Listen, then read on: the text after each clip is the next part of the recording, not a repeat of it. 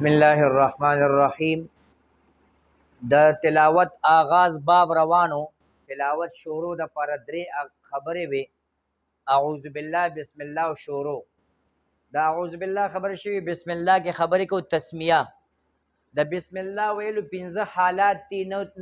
نن درس نمبر 14 چې دینو هغه درس نمبر 14 کې یو خبره کو. هغه څه خبره ده؟ بسم الله کې 15 خبرې دي، یو خبره تنن کو.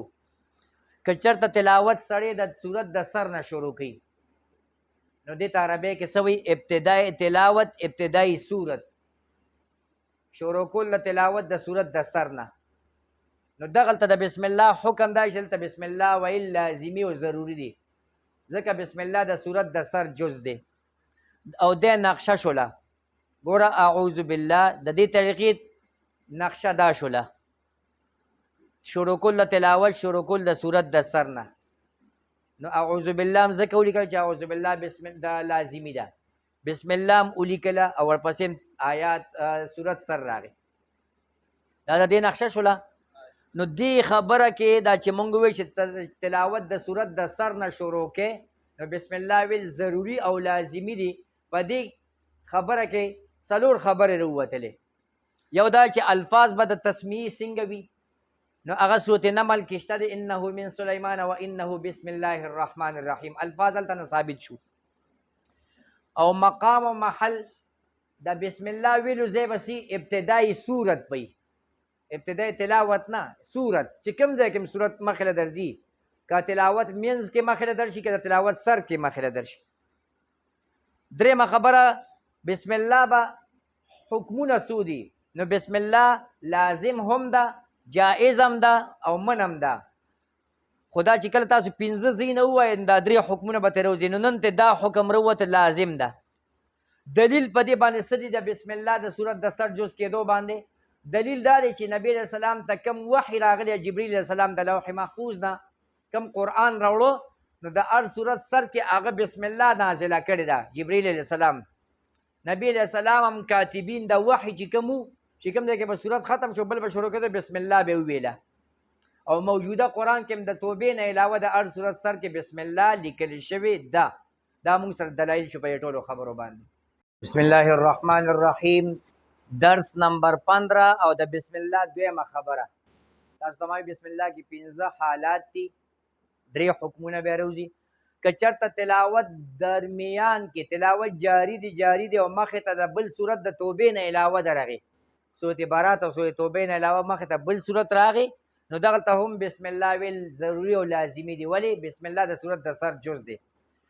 دا په عربی کې نوم شو ابتدایي صورت درمیان تلاوت. ابتدایي صورت درمیان د تلاوت، په منځ د تلاوت کې بل صورت شروع کېدل، دا نوم شو، دا نقشه شوله. ګوره ولا الضالین د مخکې سبق را روان دی.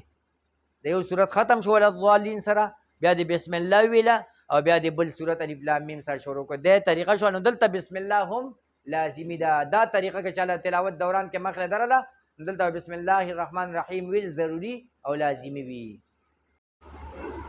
د تلاوت آغاز او باب روانو او پاغه کې درس نمبر 16 د بسم الله درېمه خبره.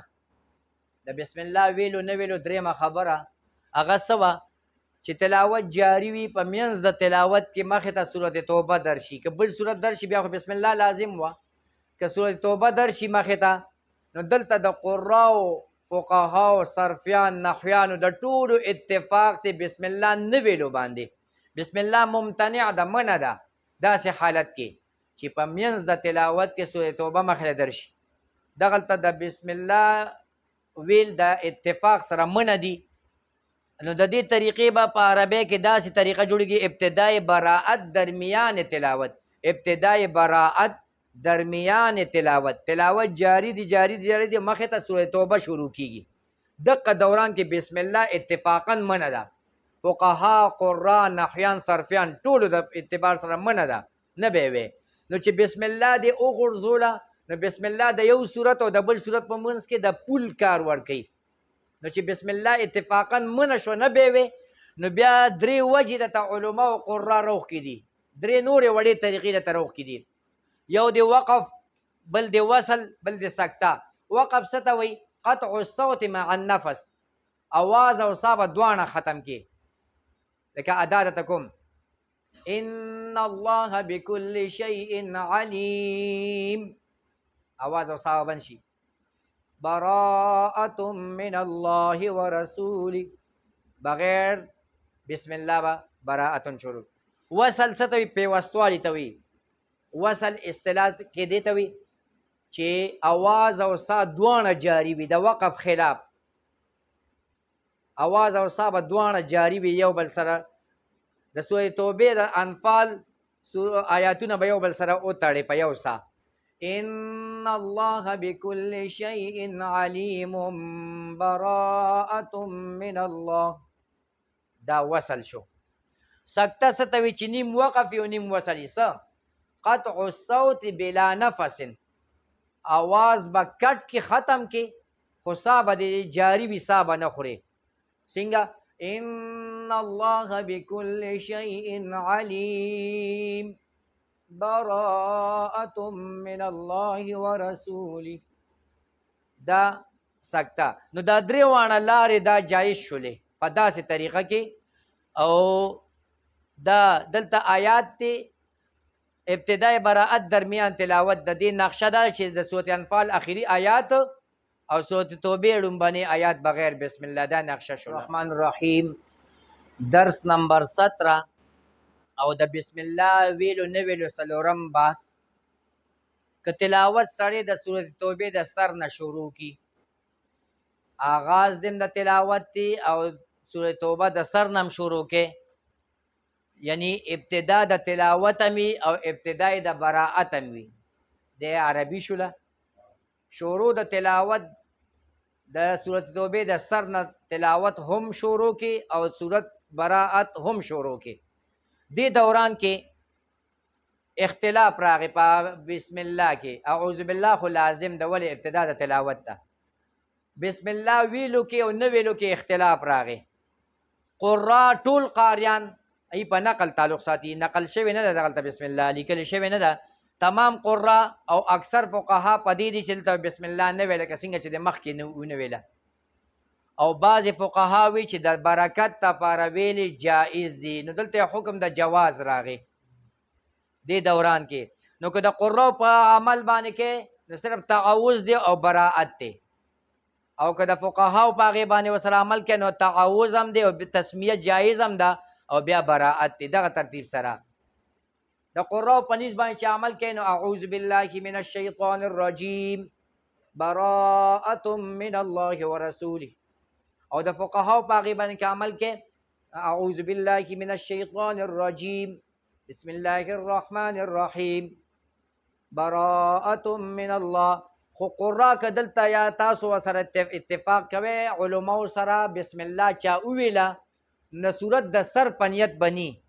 د صورت د سر کې خو لازم نه کنه، په هغه نیت بني چې د صورت د سر جز دی. دلته نازله شوې نه ده، دا د دې حکم شو. بسم الله الرحمن الرحیم درس نمبر 18 د دې باب اخیری درس او پنځمه اخیری خبر او د هغې حکم. اخیری خبره بسم الله کې دا ده که یو سړی راشي او تلاوت د صورت د منځ نه شروع کړي. دا سیقولو لن تنالوا البر دا د سپارې سر خو دی، خو د صورت منځ دی. نو بسم الله د برکت دپاره جائز ده. د قراو په نسبت باندې دلته د بسم الله ویل نشته دی، او فقهاوی د برکت دپاره جائز ده. د بسم الله د ویلو مقام دا نه دی. د بسم الله د ویلو مقام ابتدایي صورت دی. یو سړی ان الذین کفروا سواء علیهم یا ومن الناس من یقول آمنا دې ځای نه شروع کوي، نو آغاز خود د تلاوت دی، نو اعوذ بالله لازم شوله. او بسم الله دلته تبرکن جائز ده. دې طریقې دپاره بیا کوي ابتدای تلاوت درمیاني صورت، د صورت د منځ نه آغاز د تلاوت کول. اکثر خلک داسې کوي تلاوت. نو دلته بسم الله د برکت دپاره جائز ده، لازم نه ده. لکه دی نقشه شوله اعوذ بالله بسم الله، نو بسم الله صرف جایز شوله.